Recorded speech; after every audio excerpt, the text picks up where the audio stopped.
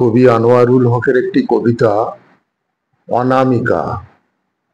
এভাবে আর কতদিন বাঁচবে অনামিকা, বিষণ্ণ বাদুড়ের মতো ঝুলে থাকা, কিংবা বিদ্যুৎস্পৃষ্ট হয়ে পুড়ে পুড়ে নক্ষত্রের নত খসে পড়া।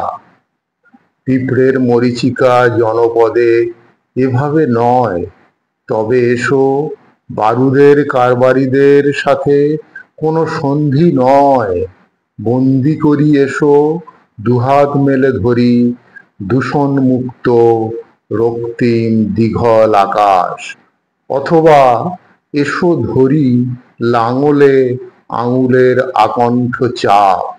অনামিকা, আর এভাবে নয় বেঁচে থাকা, বরং চলো ম্যারাথনে ভরিয়ে তুলি অলিম্পিকের সোনালি মশাল।